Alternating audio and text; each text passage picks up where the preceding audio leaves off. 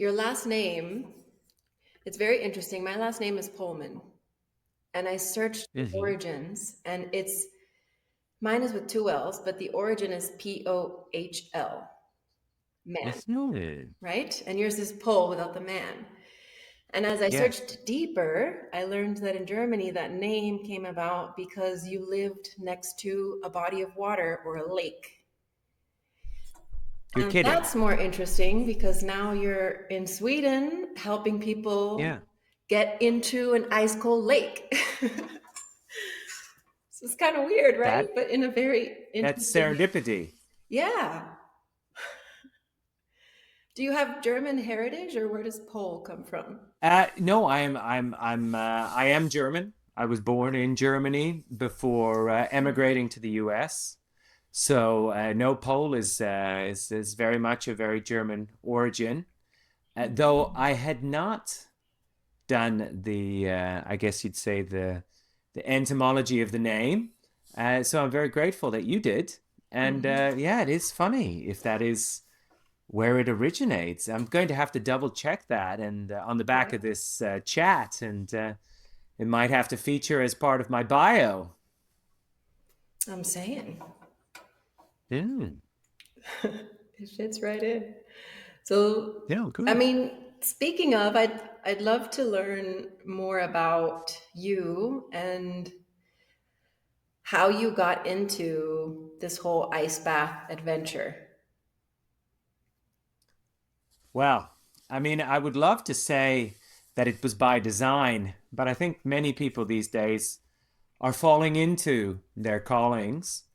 I started my life as an engineer and spent most of my career as a banker in London. So very far from, yeah, jumping into cold lakes. But I did grow up in a small town America, and my father was a Second World War veteran from Germany. So a bit frugal and hard, and cold water and cold showers, uh, cold swimming pools featured as part of our frugal and hardening upbringing. So the cold was always something that I was familiar with and had an affinity for. And over time, it just sort of developed itself. I had some roommates who used to joke about the fact that I'd turn off the hot water heater to save money, and then sort of the last couple of years, someone had come across this Wim Hof method, which I'm now an instructor of. And people started asking me about cold showers. Was I doing the Wim Hof method? And so I kind of just shrugged it off. And then, once someone mentions something to you two or three times, you feel that it is perhaps the universe giving you a little bit of direction. And then I did look into it and I absolutely loved it. And from day one of practicing the breath work and doing the proper protocol, I felt it was something that I really had to pursue. And even though I was still working at the bank, I had my corporate career in parallel. I did a whole series of trainings, became a qualified instructor, and then actually COVID catalyzed a life change. Having to, I guess, I escaped London to the forests of northern Sweden and had to change my life. And then the Wim Hof methods and retreats just lent itself as a logical next step. So, yeah, the universe sort of guided me through various just funny coincidences. I mean, I still remember my it's the cousin of my ex-wife asking me about this Wim Hof method and just saying, "Yeah, of course I do the Wim Hof, of course." But it's just, and then it turns out that we're in this health movement now. So many people are uh, aware of self empowerment and taking control of their health, and this Wim Hof method just, yeah, it just came to me at the right time.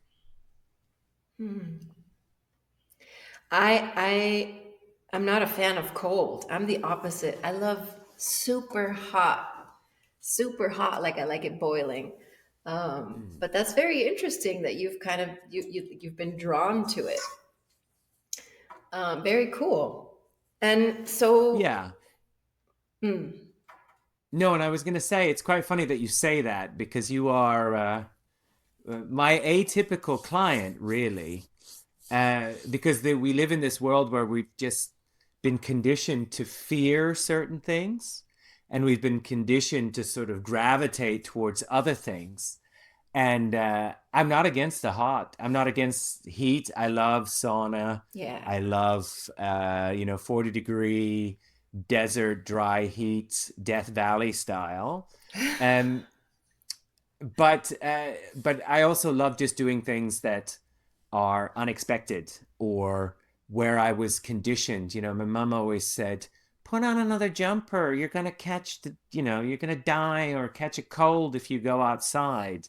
Whereas now, actually, I realize that the cold, as Wim says, is our warm friend. So yeah, so it's funny that you say the cold is something that you don't like, but I would almost guess that you really haven't experienced it that much. Or am I wrong? I avoid it. I'm not gonna lie. We did a retreat in Jico in Mexico, Veracruz, and it's very cold there. It's very foggy up in the mountains, and they have Mm-hmm. a body of water. I think we went in February, so it was cold. It was cold for that area, and we Mm. went into the lake, and it's not Sweden. It's not Sweden. I it felt so uncomfortable as I was in it. But then coming out, you could see the steam coming off of my body. Like I was warm when everyone else was cold that hadn't gone in Yeah. yet.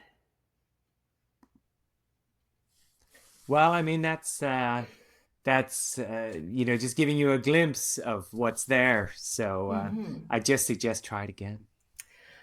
I will. I will try it again. But I wanted to ask you the difference between, because like you said, right now we're in a health movement. Ice baths are very trendy. And part of the reason that I wanted to chat with you, I thought it was very awesome that instead of, having a tub filled with ice, which is cool, do what you can with what you have, you create these experiences where people actually go into an ice cold lake. So there's all these other variables in the natural environment, and Mm. like versus somewhere that's hot where you have an ice bath and then you come out and you're in a hot Mhm. environment, versus you're in Sweden, you're in the cold, you come out, you're still in the cold. Like what are the differences there in the experience?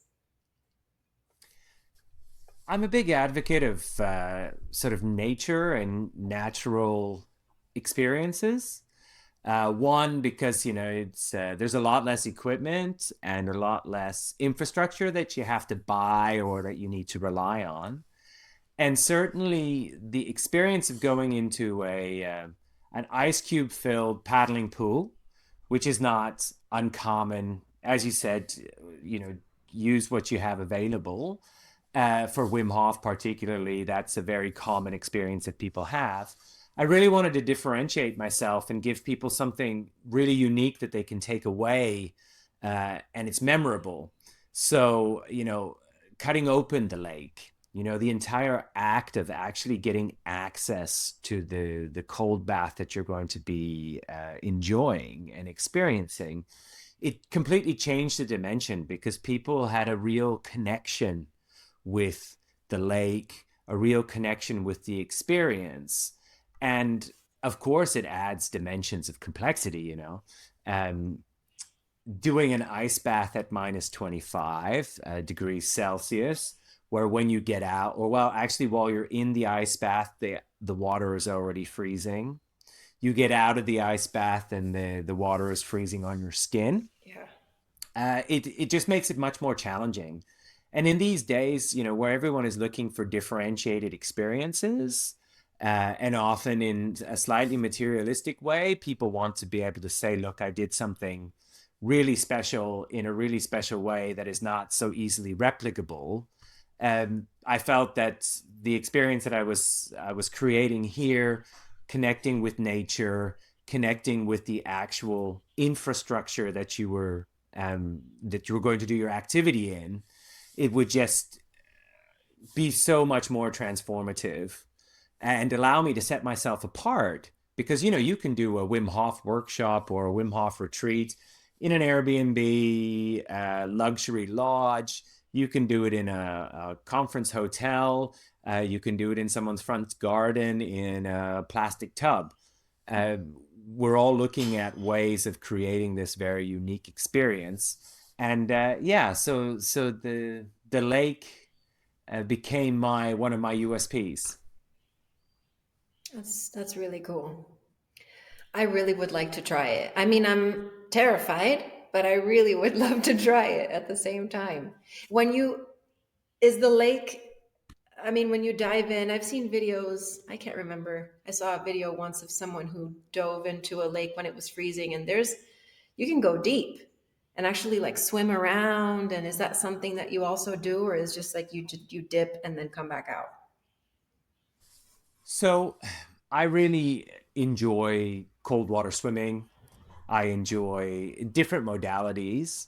Of course, when we're doing it in a retreat environment, it's a very safe and controlled experience. So, many of my guests have never been in even a ice cube filled paddling pool.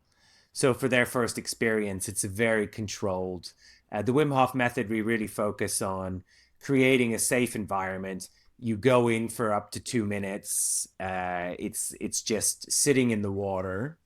But of course, as you build it out, and depending on people's experience, we do cold water swimming. Actually, here in Sweden, they have the winter swimming championships where you swim, 25, 50, 100 meters in the water. Wow. I also love, I mean, the lake doesn't freeze until December.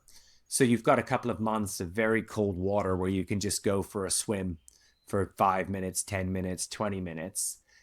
We also have rivers and waterfalls. Mm. So, of course, I do my ice bathing sometimes in running water, sometimes under a waterfall.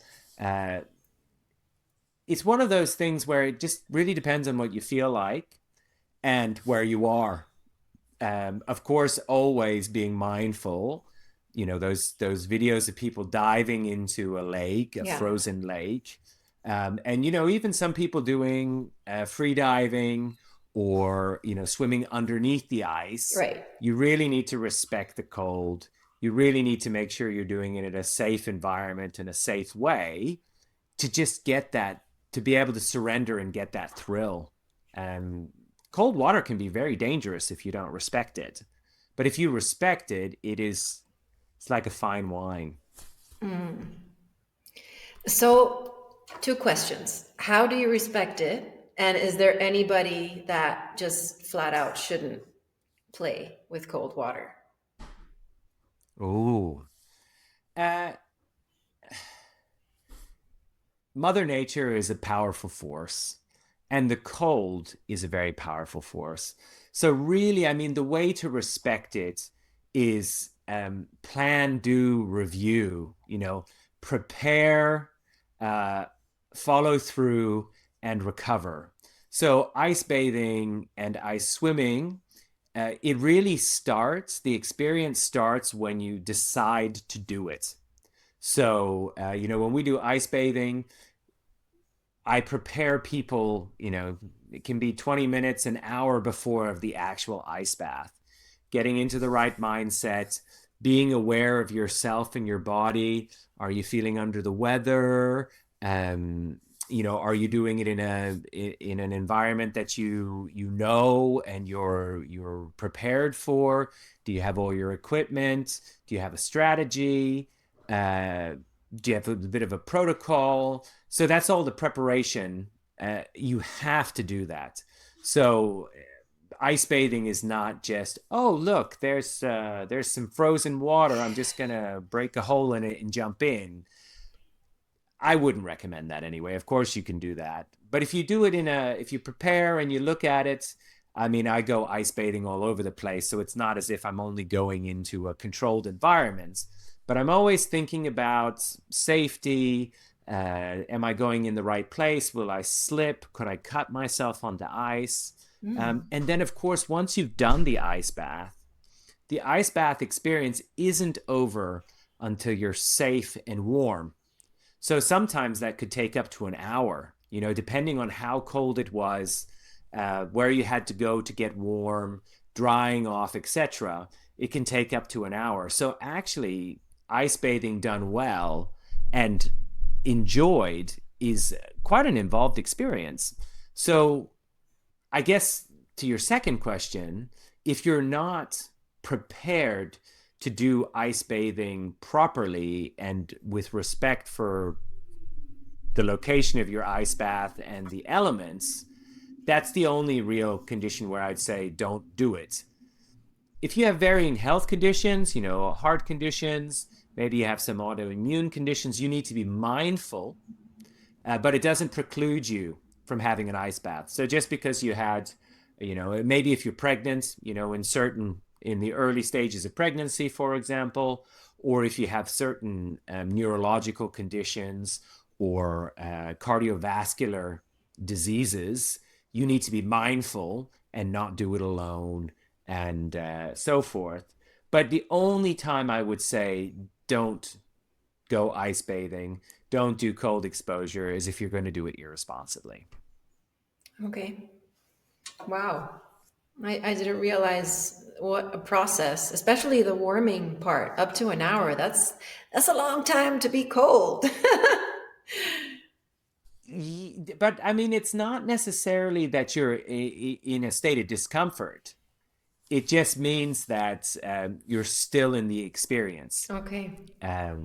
So yeah, of course, I mean, there are some people who have cold toes. When they do ice bathing with me, I have a farm, and the it's about 5-10 minute walk down the hill to the lake, and then it's a 5 or 10 minute walk back up the hill back to the house. And many of my ice bathing experiences are usually completed with a nice hot cup of coffee or cocoa after they've walked back up the hill, and some nice cake. But yeah, no, some people do have cold feet or cold hands for a little bit longer, but they learn to feel into those sensations because they know they're not getting frostbite. They know they're not entering hypothermia. So they just get to really observe and get to know their bodies and the sensations better. So yeah, it might sound like a long time, but we're not talking about torture. We're actually talking about just another life experience that helps you grow and get to know yourself better. Yeah. I mean, it could be a good thing. I'm thinking about another thing that's really popular is plant medicine. And I know why. I mean, Hmm. it's been very helpful for me. But as you kind of expand beyond that into other things, more elemental things, maybe the cold is also a way to have this experience where you, like you said, you're connecting to your body, you're connecting to your mind. There's things that are kind of placed in front of you, discomfort, fears that you have to work through the same way you would in a ceremony, right? That you're working through things internally, would you It's say? actually beautiful. Yeah. Yeah, I mean, I think it's beautiful the way you just described it. I mean, an ice bath is a ceremony. It is a ritual. That's why there's a protocol in a way of how to do it safely and get the most out of it. I mean, I've had limited experiences with plant medicine, um, but I do also respect it. I also, as an aside, I work together with an indigenous wisdom woman here from the Sami, which is the indigenous people here in Sweden. Ooh. So I have that spiritual dimension to sort of my personal life and the way that I'm trying to conduct my retreats, helping people sort of bridge this three-dimensional mind, body, spirit, human experience that we have. They say that the third eye is actually activated by cold.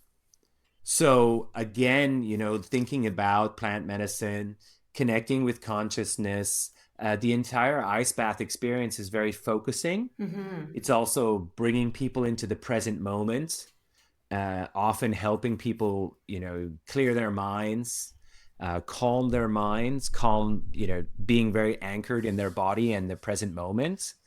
So, yeah, I think the plant medicine sort of parallel about ceremony and ritual is a very good one because it's the same concept.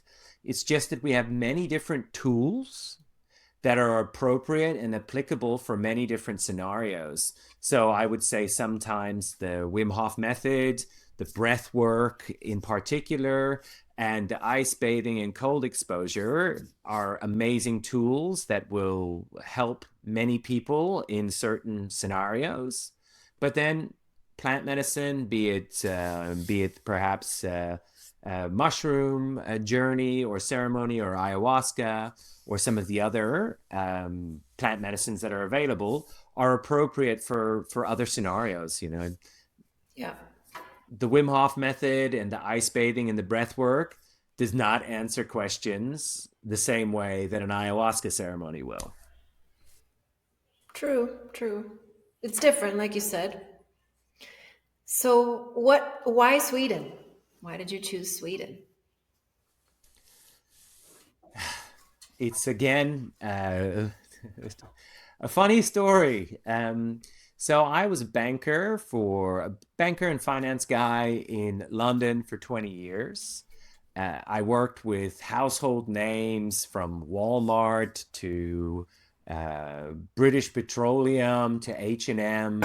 I really had a very, I guess you'd say, a very respectable sort of career. But at various points, I felt that there were maybe other things that I needed to do. So for a while, I tried to go to Bordeaux in the south of France to open a retreat center. Then I tried to go to rural UK because I was based in London, to Cornwall, which is a beautiful part of the world. And all of those failed. And then I thought, man, maybe I'll just give up and I'll just do my job at the bank. I had my kids in a Steiner inspired sort of nature based school. So for those of you that don't know Steiner, it's sort of the basis of the Waldorf school system, which is an alternative school system based on first principles. It's not about memorizing and tests. It's more about understanding the world and having wonder and awe for knowledge. So we had our kids in one of those schools. I was getting more and more nature focused and nature inspired in my personal life. And I was just sitting in my office one day and I said, well, where in the world in 20 years' time is going to be good? And we already had this is 4 or 5 years ago. We already had some geopolitical problems. New Zealand, Patagonia, Canada, Siberia, and then I just ended up landing on Sweden. And Sweden sells itself as the utopia of humanitarianism, amazing people, ABBA, ABBA. Avicii, Swedish design. People know Sweden, and Yeah. actually, no one has a bad thing to say about Swedish people or the country. So I thought, that sounds perfect. And then I was able to buy a house in the village I ended up living in for 10,000, like $12,000. I could buy a house, and so I just bought it Wow. off the internet just on a whim. And then it just turned out to be the perfect place. I was able to buy a 5 hectare farm in my village, which turned out to just be the ideal retreat center. The village also has a very famous haunted house. Oh. It's the most haunted house in Sweden, but it turns out that it's not about ghosts and so forth. It's about energy. So the village that I live in has a very unique energy, which just matched in very nicely with the entire retreat, connecting with nature, the elements, energy. So again, I was just very lucky. Like the Wim Hof methods, I kind of fell into Sweden. Of course, Eden. It's the only country in the world with Eden in the name. which was a little added bonus. Hmm. And in the 5 years I've lived here, I've never met more people, had more adventures, been able to touch more lives, living in the middle of nowhere. Yeah. I mean, I do live in the middle of the forest. It's a remote place. That remoteness is part of the allure and part of the beauty of running retreats here. Than I did living 20 years in London with 11 million people. Yeah. I believe that.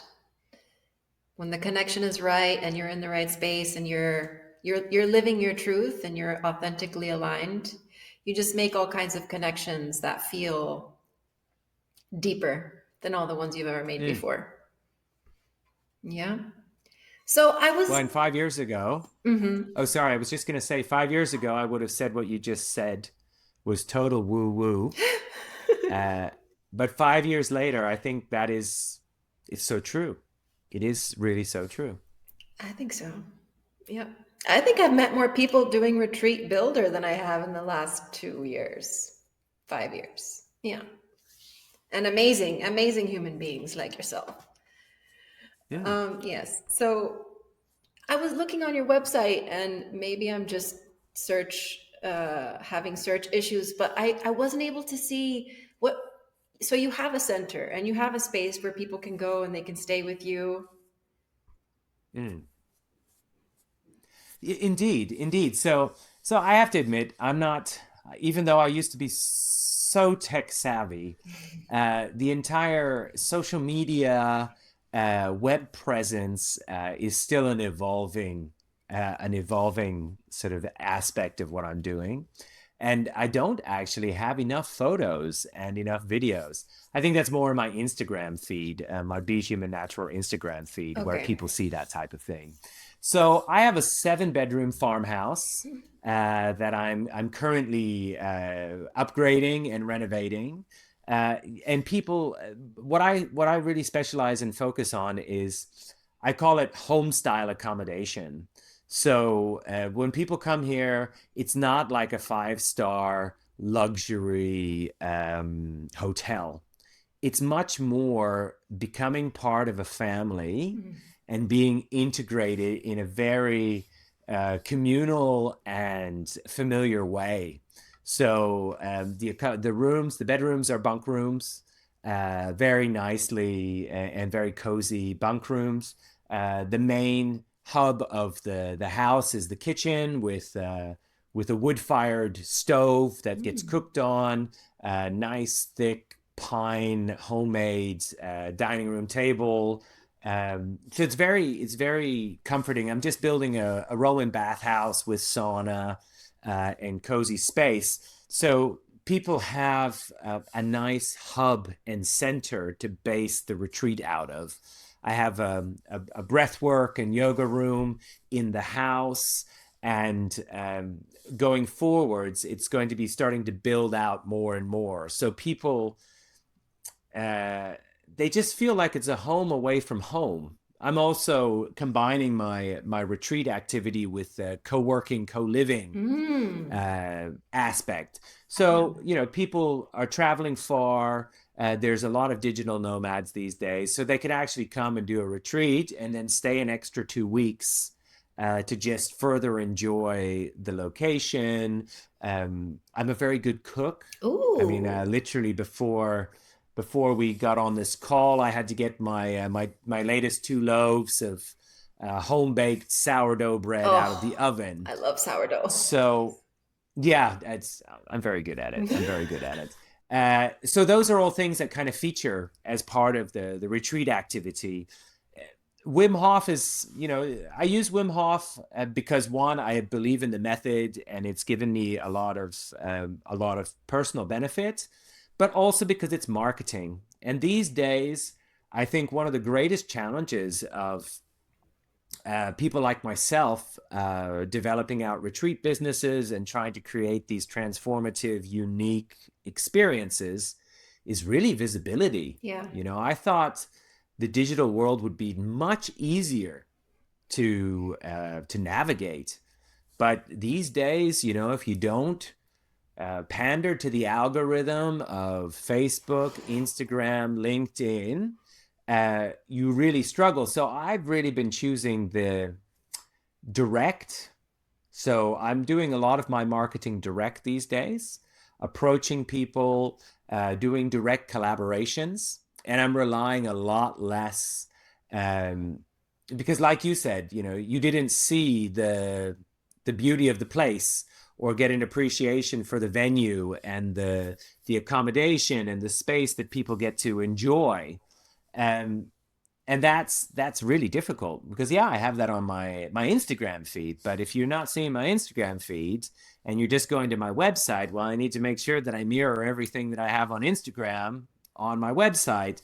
So yeah, and again, you need a PhD in SEO and Yeah. web building. So it's a funny one, but yeah, I mean, people have, uh, when they come here, they're part of a center. It's a farmhouse. I have a number of outbuildings. I have an old boathouse that's been converted into the launching space for the ice bathing, and it's in a village. So we've got a beautiful village church.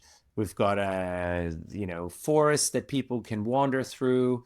I partner with an off-grid sort of campsite with campfire center. Yeah, it's difficult to describe, and actually, the more I think about it, it is, yeah, it's really incredible what we have here. Yeah, it sounds like it. It really does. Mm. Okay. I'm going to look at some questions. You answered one of them for me, which is what is one of the most challenging pieces of running a retreat center and doing all this is marketing. A lot of people Yes. share that sentiment. Um, what about can you share one of the most amazing moments of transformation that you've witnessed from someone on one of these retreats? Like that makes something that you saw that's like, oh, that's why I do this. Oh, geez. Um, to have to choose one is always a bit unfair, but I think some of the greatest moments that I've had are those where often you'll get, because sometimes these are the types of activities people do in pairs, like couples. And we had one where it was actually the man, the husband, who was driving the experience, and the wife, just came along and was the passenger. And then it turned out that she was the one who just absolutely embraced the entire experience. She never thought in a million years she could get into an ice bath, let alone a frozen lake. And by the end of, they only came for a weekend. So I do 6 day travels, and then I do kind of 2.5 day weekends. And they just came for a weekend. They came from London. And by the end of the weekend, she'd been in the ice 3 times. She was, she'd had, sometimes I'd do Primal Scream, I don't know, as one of the sort of the release. I mean, she did a Primal Scream that rivaled, the fiercest bear. And she was so empowered to the point that, the husband was humbled, and he was the one who was, the big man who was doing the ice bathing, and it was and I think he even had to say by the third ice bath, I think I'm just gonna take a break and sit this one out. But his wife was really powering through. So that was one. The other one was, I had an Ironman, and he was, yeah, he was an Ironman, and Ironmen I have, often are very driven. He was a very successful businessman, and he went into the ice almost with, yeah, with his ego, and actually he really struggled. And so what was transformative for me was to see him be humbled and have to deal with that. I guess you'd say what many of us have to deal with within our own psychological sort of journeys is that shame and disappointment. because he didn't find it easy. Mm. And that really humbled him. And, by the end of the weekend, you could see that that really unlocked something within himself where he could almost put that pressure that he was placing on himself through his ego to one side, realize that he's not perfect, that he has his own limitations. And then that helped him on his personal growth journey, Wow. which was really nice to see. So I've had both. One is people just breaking through barriers, impressing themselves, and realizing that there is so much more within them that they never knew was there. And more likely than not, it's just the fact that they say that they can't that holds them back rather than anything more profound. And then conversely, these super hard, I had another guy who was a professional rugby player, um, who almost go into the cold with ego and not respect and humility, and then realize that they aren't that there are things that are bigger than themselves that they need to be respectful and mindful of. And if they do that, that they kind of just get taken to a different place that they also didn't know what was there. Yeah. So yeah, both of those are quite nice for me. That sounds amazing. I really resonate with the humility thing, especially like my own personal journey with humility, just coming to the place where you accept that you are nothing. And I don't mean that in a negative way. I mean like you said, that there are things bigger than you and you kind of just surrender Mm. yourself to those things and get out of your own way. That's a really beautiful gift to give people in a world that's full of ego. We just can't help ourselves, human beings. Yeah, and I really pride myself in giving people tools. Many retreats organizers, and I don't mean to be rude to them. I mean, everyone who does retreats, I think it's amazing. But some people do retreats where they present themselves as a guru, or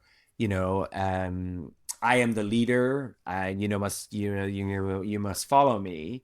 And I think that's amazing, and I have a lot of respect for that. But my personal approach is much more about being a facilitator, that actually the guru are the participants, Mm. and all I'm doing is holding space and creating the right circumstances and the safe environment for them to come back out of themselves, for them to remember their innate abilities, and then that way it gives me also, from a humility perspective, uh, the comfort that actually we're all in it together, and it's almost co-creating Hmm. the experience, even though I have sort of thought of the program and I have a bit more experience about what might happen, and I sometimes play around with people and push their buttons, or um, open doors or show people doors. So that's something that I really find interesting, because again, there are so many people offering retreats these Yeah. days that, and also just so many people who suddenly became coaches. I didn't really choose to become a coach. I'm not really a coach. I'm more a retreat organizer. But also, I think people are really looking to connect. And as a retreat provider, you can either connect with your customers, or you can kind of, I don't know, almost like lecture, or, yeah. So that, again, that's why I do this kind of family. Yeah, I like that. People become part of a tribe and a family. You are singing my song. I like Yeah. it. Nice. Nice. Good. Yes. And yeah, we've talked about that a lot on this channel, the whole like guru thing and just, being equal because we're all just walking each other home. We're all in this Yeah. together, like you said. And maybe approaching it from this place of like your journey is your gift, your offering to the world. So when people come to be with you, it's not that you are teaching them your wisdom, but that is that you're sharing your what you've learned in your journey with them, and that's really it. And actually, it's quite funny that you say that, because I do say that to all of my guests, that everyone who is coming is bringing something which is enriching to my experience and what I'm doing. And then at the same time, they're all going to take something away. So it is a maybe not 100% equitable exchange of energy and experience, but it's certainly not just a one-sided thing where, it's just me going out, it's them also coming in. Yeah, that's the best kind of retreat, I think, in my Yeah. opinion. So, I You think had a we've, lot of I questions, know, but I so. think we've gone through them all because you've been very thorough. All of your questions just answer three at a time. So, I think we pretty much we went through them all. I guess I would Oh, say nice. this is about retreats, and you've already offered Yeah. advice too about don't be the guru, don't be the guru, just Yeah. be the person, be the guide, the facilitator. But is there anything else you'd want to share about your experience with retreats, or maybe even retreat hosts, since you are a venue? Advice that you Mm. would give to people who are coming as a guest and using the facilities? Yeah, I mean, I think it's really interesting these days because, the other aspect of, retreats is the entire concept of retreat. What are people looking to achieve through the retreat experience? I sometimes jokingly say that they shouldn't really be called retreats. They should be called advances, because, when you go on one of these retreats, irrespective of if it's a yoga retreat, one of my Be.Human.Natural Wim Hof retreats, or an ayahuasca, it's all about moving forward and growth. Uh, I guess the retreat is that you're just removing yourself from the everyday pressures and stresses of life, to create that space that enables you to move forwards. But uh, I think one thing is that people need to really be mindful about their intention these days with retreats, uh, because, like we said, there are so many retreats these days, be they a 1 day retreat, a weekend retreat, or, like what I do, 5, 6, 7 day experiences. And what are people looking to get from the retreat, and making sure that their intention matches up with the promise of the retreat provider, because I think a lot of people are not getting what they were looking for, and from certain retreats, because, yeah, as said, maybe it's also the retreat providers not being so clear about what they're offering their guests. Maybe it's also people uh, not being as discerning with regards to what they're expecting from retreats. So I think that's one thing that I would say to a lot of people, because and also the value proposition. I mean, retreats these days, I would argue that it's quite challenging to do retreats, and increasingly challenging as people have to think about things like currencies. I live in Sweden, and in Sweden we have the Swedish krona, which is forever devaluing. So actually, you know, do you do your you know what currency is your retreat in? And then also, I mean, I'm very fortunate because, I control most of the aspects of my retreats. People come and stay at my house, so I control the accommodation. I know the standard. I do the cleaning. Well, sometimes I have help. I do the cooking, so I also control the food costs. And that's why I badge my retreats as family style, family home style.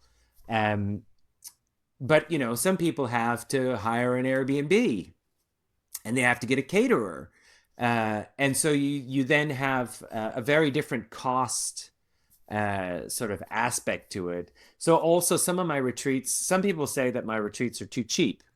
And you know that actually to be successful in the retreat world, you need to, really need to charge a lot so people appreciate the value that you are giving them. But I've been really focused on, I want my retreats to be fairly priced so that I can make a living and I can sustain myself, because that's why I do. Well, I do retreats because I want to provide transformative experiences to people. But my justification for being able to do it is to be able to live a nice life in this village and pay my bills, Yeah. and to be able to keep doing that. Um, so again, I think also it's been quite fascinating to try to navigate aspects, because I want everyone to come. I had an argument. I'm going through a divorce process, but for many reasons, child wounds and attachment styles being part of them, but also because I had a difference of opinion with my wife around doing retreats.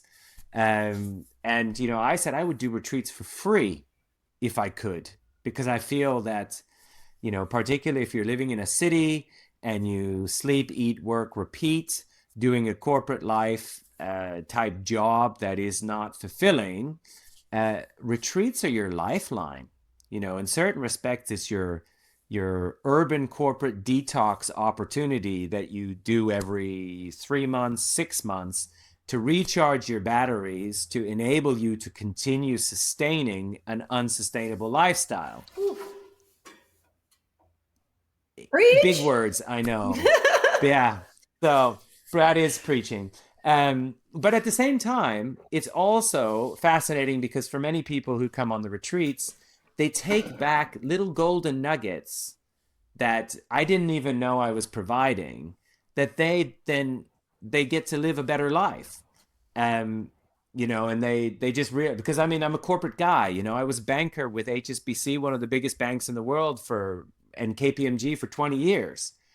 I was suited and booted. I know the good, bad, and ugly of corporate life, and I realized that certain aspects worked for me and certain aspects didn't. Uh, and the retreat business enables me to sort of bridge that and say, look, everyone chooses their own path. Some people love to live in big cities and have the corporate life, but can they get more nature back in? Because, many of us have lots of health problems, mental, physical health problems, which are anchored in the fact that we lost our connection with nature. And so a lot of my retreats are also just helping people get a bit more nature back into their daily life. And that's part of my value proposition. So I'm really amazed to find people who come because that's what they want. They want to live more naturally, but they've lost the knowledge. And so they say, oh, wow, you seem to have figured some of this stuff out. The Wim Hof Method is a great tool for me to be able to do this with breathwork, ice bathing, mindsets. Um, and then other people are like, look, I just wanted to go do something crazy. Last year, I ran the New York Marathon. This year, I want to jump in a frozen lake. Can you do that for me? I'm like, of course I could. You know, I'm very accommodating. Oh, wow. Oh, there was a moment there that I was just like, you've said this before, suited and booted. I Yes. I really oh, I mean there really is no time limit here, but I structurally I try to keep it within a time, but I want to ask you one more question about, did you say it was the Sami? Is that like the ancient Yes. culture in Yes. Sweden? Yeah. Yeah. So the Sami are Europe's only indigenous culture. Mm. They are related to, say, Eskimo, Inuit. So it's a similar culture. There are only about 30,000 of them left. They are incredible. I call them the Keystone people. They are the only indigenous population that still has one foot in the old world. They have their land, they have uh, their land, they have their knowledge, but at the same time, they're also in the modern world. So a little bit like the Wim Hof method. I mean, the Wim Hof method is also anchored in sort of Eastern wisdom and Eastern culture, but it's in the modern day. So it enables people who are city urban dwellers to sort of access ancient Eastern wisdom using a fun methodology. And the Sami are very similar with regards to plant medicine. So Amanita muscaria, the mushroom, red and white mushroom that Oh. features all over. That's part of their culture. They also have the reindeer. They're reindeer herders. They're very closely connected with nature and the land. And I was fortunate enough to become good friends with a wisdom woman, and that's been part of my personal journey, trying to find my roots back to this indigenous wisdom and knowledge that we all have. Because, of course, you're an indigenous person. I'm an indigenous person. We've just lost our identity. Whereas, you're American Indian, or you're Native Americans, or you're Sami, they just still have their identity, but they're no more or no less indigenous than we are. So that the Sami is amazing. I mean, I love them to bits, but they've been so eugenics, like terrorized. They used to have their heads measured, and they used to be forced to intermarry. So it's a little bit like the Vikings. They were best friends with the Vikings. We kind of lost the Vikings, but we still have the Sami. So they're incredible, and they're in Finland, Norway, Sweden, and parts of Russia. Oh, I'm gonna look them up. So fascinating. Yeah, Okay. and it's all linked to this Celtic Yes. and Norse mythology, Odin, Freya. They're all very closely linked. And actually, a lot of the work that I'm doing now with my retreats and my personal life are trying to reinvigorate some of these Viking and Norse mythology roots that we have. Because I do sometimes feel, even though I was brought up very Christian, I'm more spiritual than I am faithful to any one religion anymore. But I do see that there are some very, very strong connections always back to nature. Yeah. The tree of knowledge, the tree of life, Garden of Eden. Uh, Jesus was in the desert for 40 days and 40 nights. That's the desert is nature. Moses went up on Mount Sinai into the forest to get the 10 Commandments, which is nature.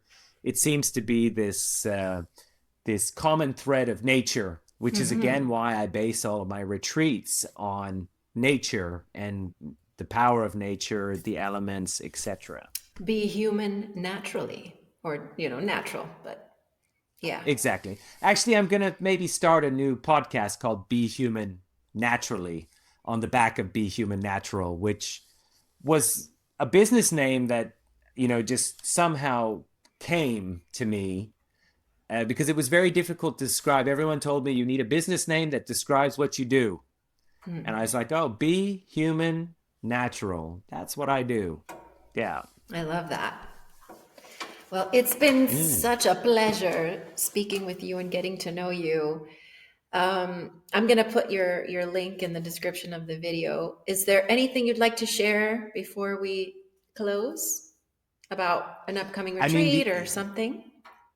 yeah, so I mean it's the winter season. So BeHumanNatural.com is where I have a lot of the information, but also there'll be another link which is via the Wim Hof Method platform.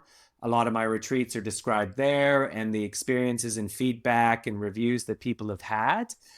All I'd say is it's an amazing season coming, and I encourage everyone just to really take the opportunity to do these transformative experiences.